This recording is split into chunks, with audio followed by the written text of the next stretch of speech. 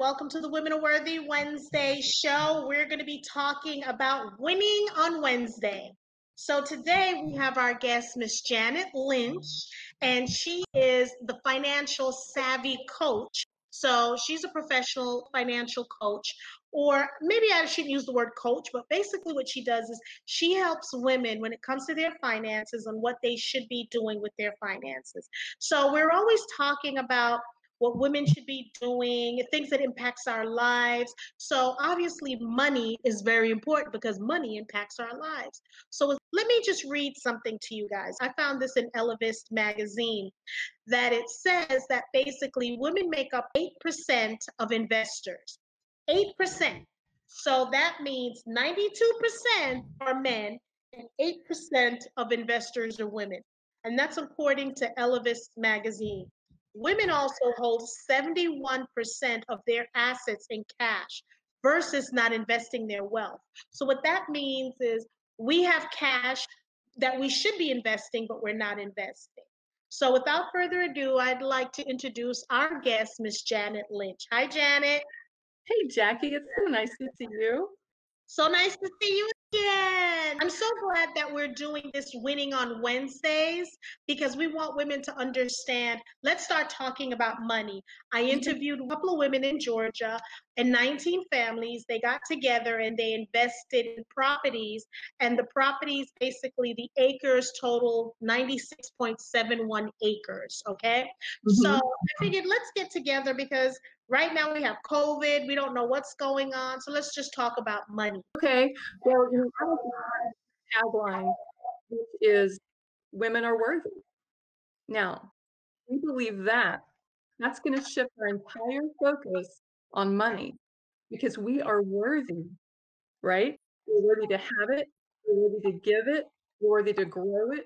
We're worthy to invest it. We should not limit ourselves in any capacity because we are worthy. And I love your message. It's fantastic. Every woman needs to take that to heart, let it marinate, and let it come forth. Like, if you have a maternal streak at all, you want to adopt the cat, you want to adopt the dog, you want to adopt the little neighbor kid down the street, So that's what it's about. First, you have to know you're worthy. And Jackie, a lot of us women, we're in a different season in our life. Like me now, at my current age, is so different when I was 20 and 30.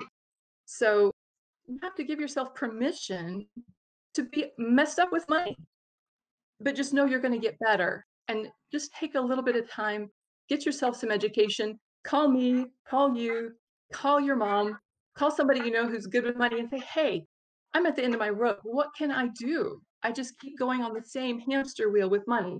I have a little bit, it's all gone, and there's still a week till payday. So my concept is, let's just take you where you are, take a snapshot of where you are and say, where do you want to go? And let's build a pathway to get there. It's like having a GPS to get to where you're going. And we don't have one typically. Does that kind of resonate with you, Jackie? It does, because now, because of the pandemic, because people were, I'm busy, because I know I've been given some things to do and I was just too busy regarding finances. And I'm going to be doing it because I have an amazing lady. Her name is Kelly Credit. We call her Kelly Credit. Right. And she's in New York, and she's one of the most successful women when it comes to credit, building your credit score.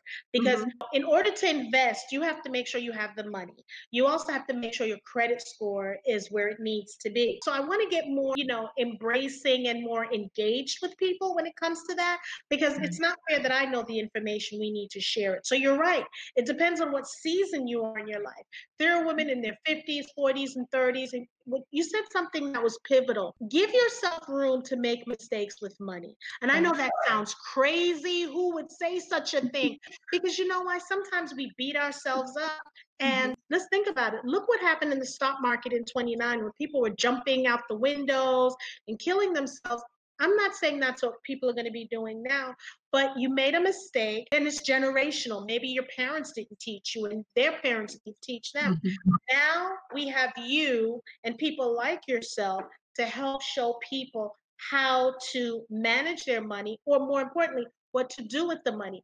What do you think is the most single reasons why women are not doing this, or they're afraid of money? What do you think, why they're not investing? Well, I think that's just an unknown. and kind of appeals to more of a technical, structured person. And I know when I was in my 20s and 30s, I was just dealing with kids. It was just like, there's a meal we got to get out, there's groceries to go get so we can have another meal. My kids like to eat more than twice a day.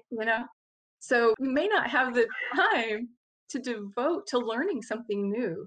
And it's not taught. Financial education as a whole just isn't taught in schools. What I would like to see is people join me in our business, like you have done, Jackie. Join us and get the word out and teach everyone so everyone can reach one type thing.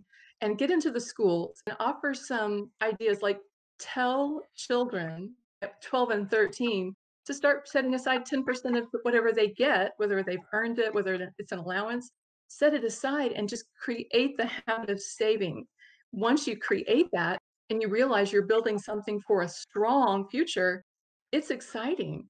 But whenever you don't have a purpose, it's like, it's so easy to just go buy the next whatever game is out or whatever new phone. So it's It's about true. educating. It's about It's educating.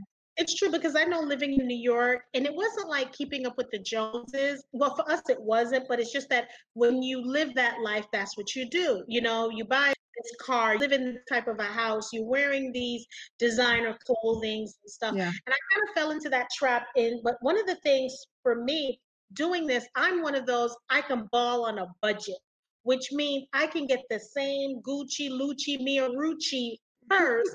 I'm not going to spend that kind of money, whether I'll go to a thrift store because I love thrifting.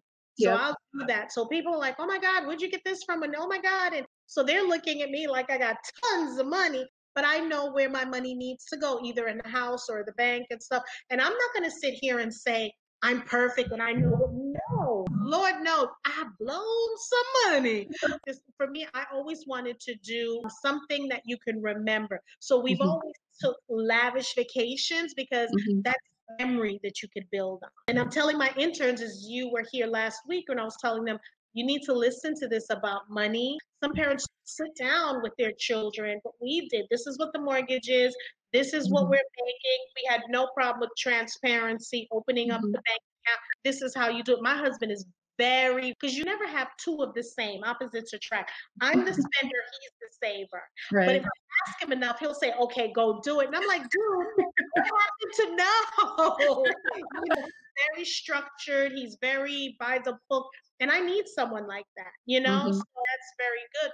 So we have to talk to women, because I interviewed a woman. She created a group of women that she is the first African American woman to own a BP station in Florida. Now she's buying properties in certain areas in Liberty City and fixing it up brick by brick. And I think one of the issues we have, Janet, is women don't trust each other enough.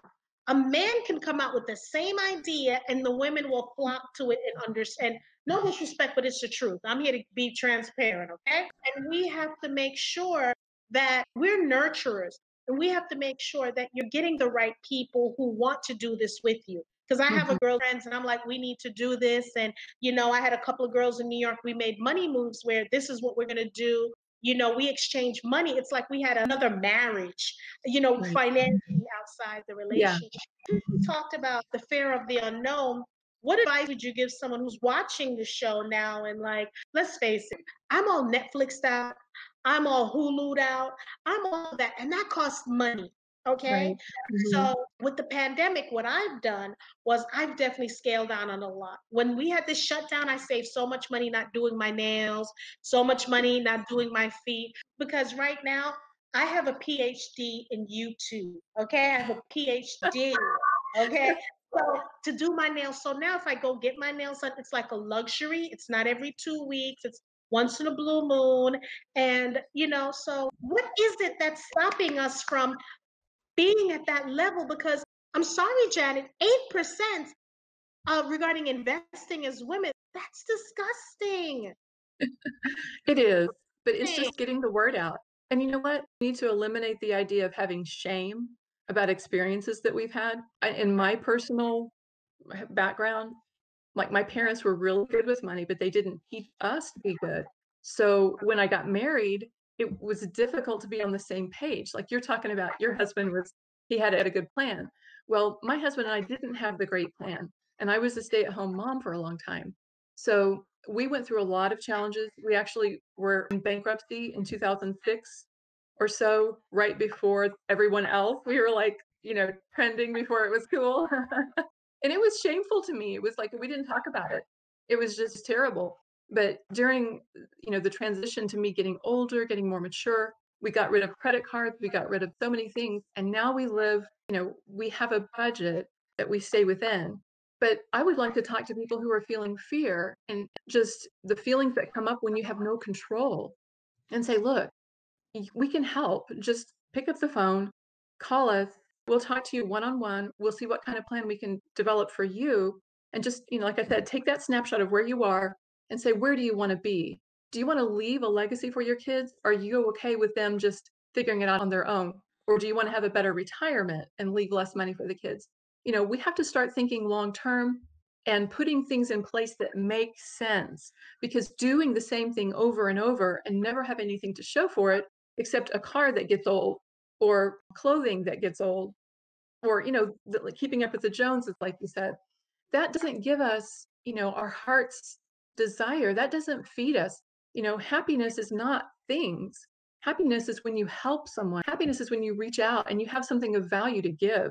And that's why I'm so excited about what you're doing, Jackie, because the people you bring on, you give them a platform and people understand, hey, there's a regular girl right there. There's a woman that is just like me. We're all the same under the skin. We have the same hopes and dreams and aspirations. We want our family to succeed. We don't want to be shamed and embarrassed and not thriving. And the way things are going now, if you stay healthy through childbearing years as a female and you watch diabetes and watch those things that you have some control over, you can live 100 years. Well, what are you going to do if Social Security is less, or maybe you don't qualify for much? Maybe you never had a job. Let's talk now about 20 years, 30 years, 40 years from now. And let's develop a plan. And I think that's what's going to be our niche, because there's so often you may have financial planners who make people feel this small because of the money they don't have in their savings. And what do you mean? And you're at such and such age. And I think our niche would be talking to women and letting them know you don't have to be embarrassed and you don't have to wait on your husband. Because one of the things I'm not doing, and I didn't do, I'm not putting money aside for you to go to college. I am not doing it, because my thing was, all you have to do is go to school. That's it. And you have chores at home. That's it. So you better hop on the scholarship ride. Okay. So we did that and it helped. Again, I'm not judging anyone. I am not putting money aside. That's my Bali money. That's whatever, and the way it seems, women are outliving men. And I'm not saying in debt, I'm not taking out a loan. I'm not doing any of this. And I don't want you to take out a loan as a child. Your job is just to go to school and come home and do chores. You don't have to work. And I'm talking about my household. You don't have to go out and work. We'll provide all your needs.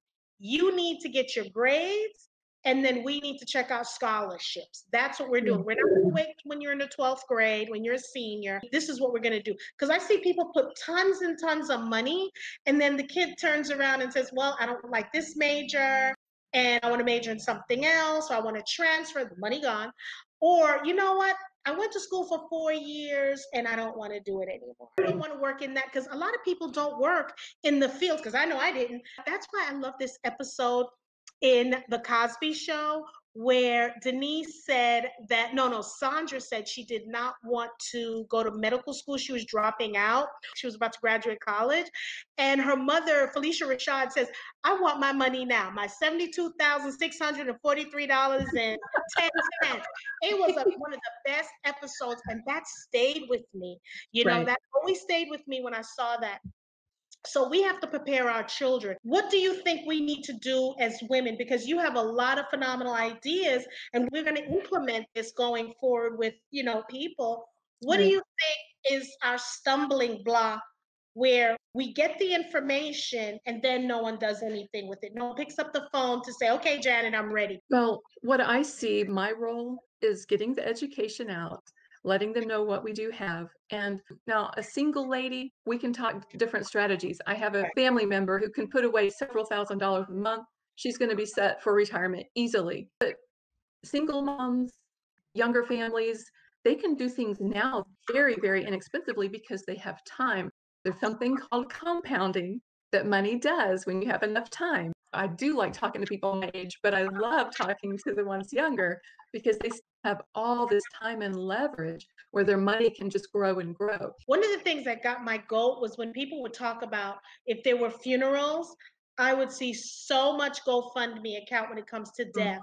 And because someone didn't have life insurance or they weren't sure, or maybe it wasn't enough life insurance. So I think it's so important that, you know, what you're talking about, we need to make sure that women or even men who wants to be a part of this, that they do not feel as if it's embarrassing.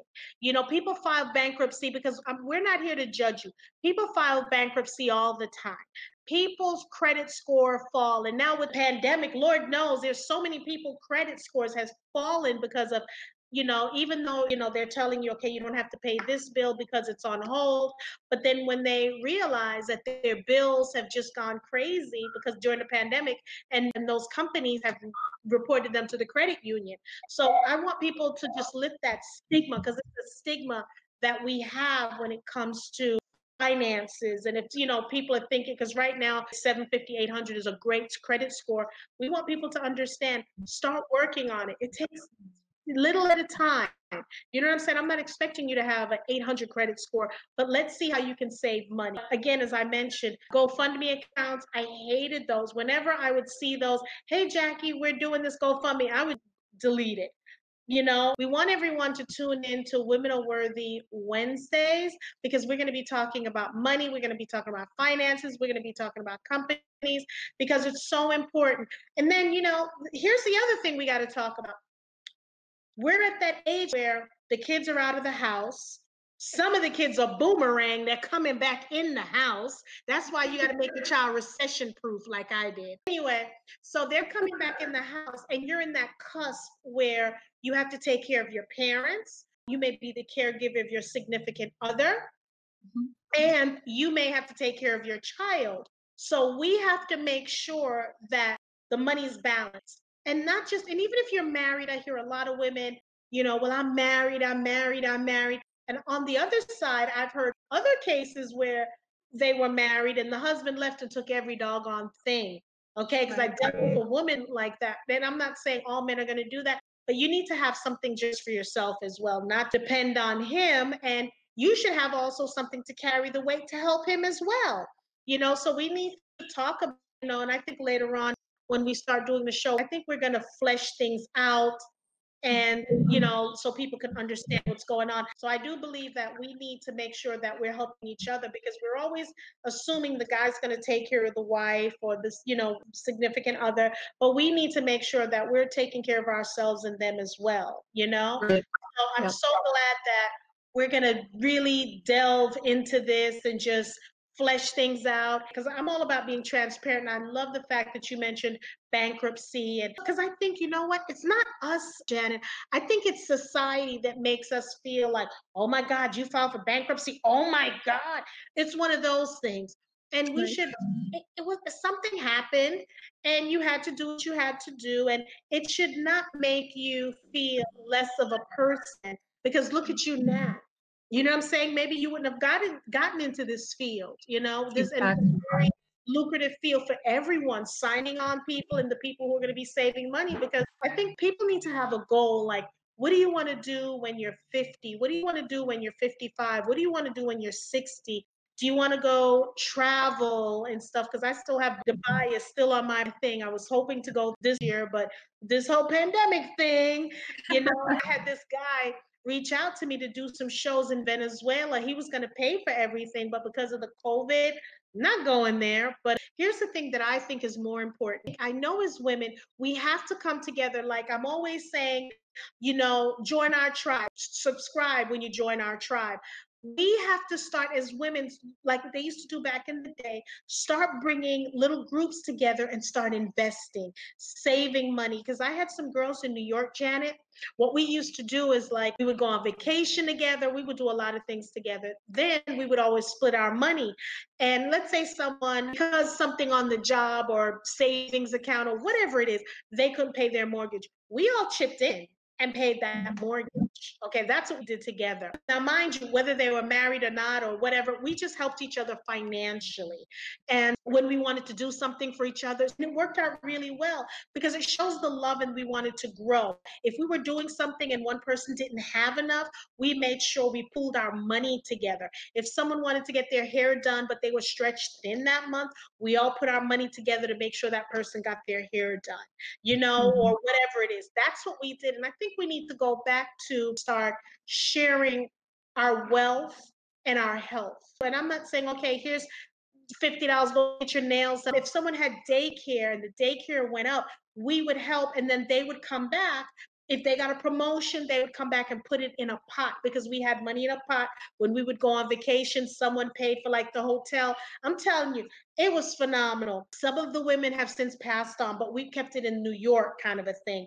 And some women, no one thought about money or whatever. We started that susu thing that they're doing now, friends and family, and that worked out phenomenal. That was really great for us. So I'm introducing that to the circle of friends.